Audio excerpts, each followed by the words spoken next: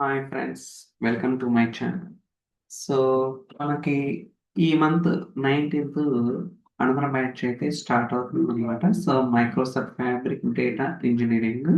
So ఇక్కడ ఈ training programme లో మనమైతే ప్రతి కాన్సెప్ట్ కూడా చాలా డీటెయిల్ గా ప్రతి ఒక్కటి అర్థమయ్యేటట్టుగా ఇన్ డెప్త్ ఎక్స్ప్లెనేషన్ ఉంటుంది.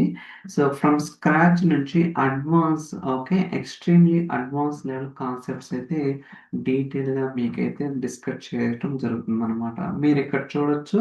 సో, ఇక్కడ ఏమేమి అడ్వాన్స్‌డ్ కాన్సెప్ట్స్ ఉంటాయనేది గూడా మీకైతే డీటెయిల్‌గా ఉంటుంది. ఆల్రెడీ ప్రీవియస్ వీడియోస్‌లో నేను కోర్స్ ఇండెక్స్ గూడా మీకు ఇంక్లూడ్ చేయడం జరిగింది. సో, మీరు చూడొచ్చక్కడ ఏమేమి కాన్సెప్ట్స్ మనం డీటెయిల్‌గా చెప్తాం అనేది. సో దట్ మీకు ఒక కంప్లీట్ అండర్‌స్టాండింగ్ అయితే ఉంటుందనమాట. ఓకే. సో, ఇక్కడ మనకి custom logging in data pipelines. Okay. మనం జనరల్‌గా డేటా పైప్‌లైన్స్‌లో లాగింగ్ అనేది ఎనేబుల్ చేస్తాం. ఓకే. సో, దీనివల్ల ఏంటంటే ఒక పైప్‌లైన్ ఎంత టైం తీసుకుంది, అంటే ఎన్ని నంబర్ ఆఫ్ రికార్డ్స్ ప్రాసెస్ అని, ఎన్ని నంబర్ ఆఫ్ రికార్డ్స్ అప్డేట్ అని, అండ్ ఏదన్నా పైప్‌లైన్‌లో ఒక పర్టిక్యులర్ యాక్టివిటీ ఫెయిల్ అయితే ఈమెయిల్ అలర్ట్స్ జనరేట్ చేయడం కానీ, ఎందుకు ఫెయిల్ అయింది, ఇలాంటి ఇన్ఫర్మేషన్ మొత్తం కూడా మనం లాగ్ చేయడానికి పాసిబిలిటీ ఉంటుందన్నమాట. Okay.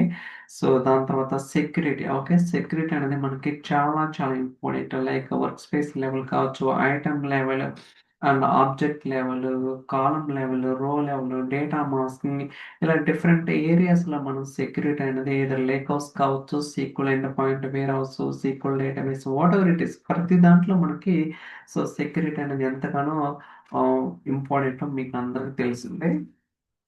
And rest APIs. Okay. Fabric rest APIs అనేది మనకి చాలా చాలా ఇంపార్టెంట్ అన్నమాట. ఓకే. సో, దాని తర్వాత ఈమెయిల్ నోటిఫికేషన్ కావచ్చు, అలర్ట్స్ కావచ్చు, ఎలా పంపించాలి, మనకి టేబుల్ ఫార్మాట్‌లో ట్రిగ్గరింగ్ చేయడం కానీ, ఇయన్నీ కాన్సెప్ట్స్ కూడా మీకు డీటెయిల్‌గా ఉంటున్నాం. ఓకే. అలానే మెటాడేటా డ్రివెన్ పైప్‌లైన్స్. ఓకే. ఇది చాలా చాలా ఇంపార్టెంట్. ఓకే. రియల్ టైమ్‌లో యూజ్ చేయడానికి అవకాశం అయితే ఉంటుంది.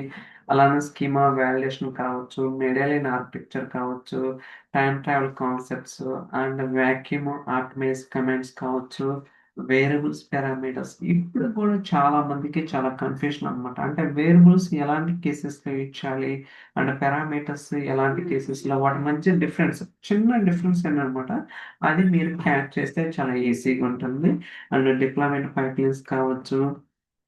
అండ్ మనకి డిప్లాయ్‌మెంట్ పైప్‌లైన్‌లో డైరెక్ట్ కనెక్షన్స్ ఎలా ఎనేబుల్ చేయాలి through variable library and data flow gender కావచ్చు, కాపీ జాబ్‌లో కావచ్చు, నోట్‌బుక్స్‌లో కావచ్చు, డేటా పైప్‌లైన్స్‌లో కావచ్చు. వీటన్నిటిలో మనం వేరియబుల్ లైబ్రరీస్ అనేది ఎలా ఇంటిగ్రేట్ చేస్తాం అనేది కూడా డీటెయిల్‌గా మీకు చెప్పడం జరుగుతుంది.